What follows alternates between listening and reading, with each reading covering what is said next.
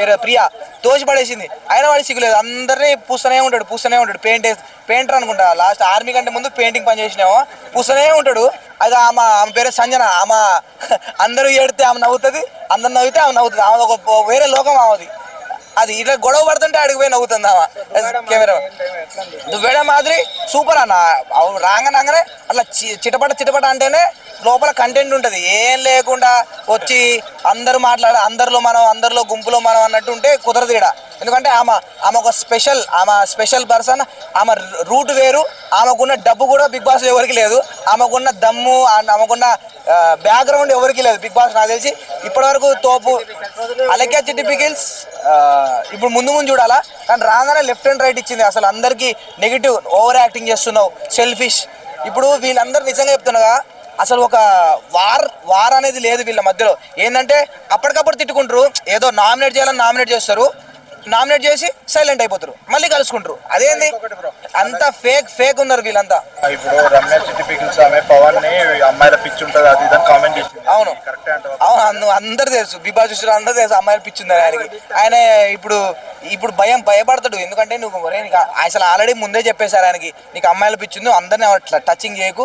ఆమె కూడా ఆమె పేరు ఏందో ఉండదు, ఆమె పేరు ప్రియా తోసి పడేసింది. అయినా వాడు సిగ్గులేదు, అందరినీ పూస్తూనే ఉంటాడు పెయింటర్ అనుకుంటా. లాస్ట్ ఆర్మీ కంటే ముందు పెయింటింగ్ పని చేసినామో పూస్తూనే ఉంటాడు.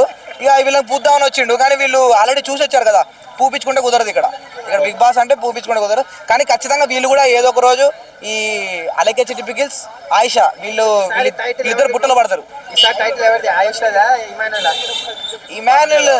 ఇమాన్యుల్ లేదన్నా, అంటే ఇమాన్యుల్ నేను చెప్తాను 100% ఆయన ఒక ఫ్లోలో చిన్నపాటి పల్లవి ప్రశాంత్ అనిపిస్తుంది నాకైతే. లిటరల్లీ పల్లవి ప్రశాంత్ ఆయన ఏంటంటే ఇక్కడ ఈటీవీలో, అక్కడ జీ తెలుగులో, అక్కడ మా టీవీలో స్కిట్లు చేసి ఆమెకి 100 కాదు 200 కెమెరాలు పెట్టు, నేను అంతే యాక్టింగ్ చేస్తా అంటాడు. కానీ అది బయటికి రావట్లే.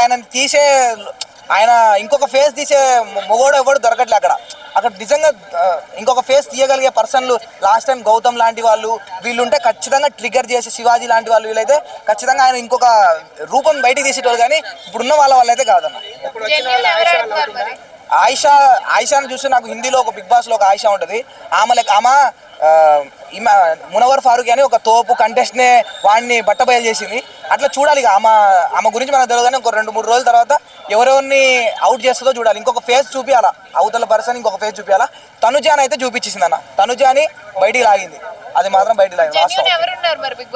బిగ్ బాస్ లో జెన్యూన్ అంటే ఇప్పటివరకు ఎవరు కనిపించలే. ఇప్పుడు వైల్డ్ కార్డ్ ఎంట్రీలో ఎవరైనా కనిపించాలా. బర్నీ గారు కూడా యాక్టింగ్ చేస్తున్నారు, అంతా ఫేక్ యాక్టింగ్ చేస్తున్నారు. ఆయన మంచోడు అని ముసుగులో కనిపిస్తున్నారు.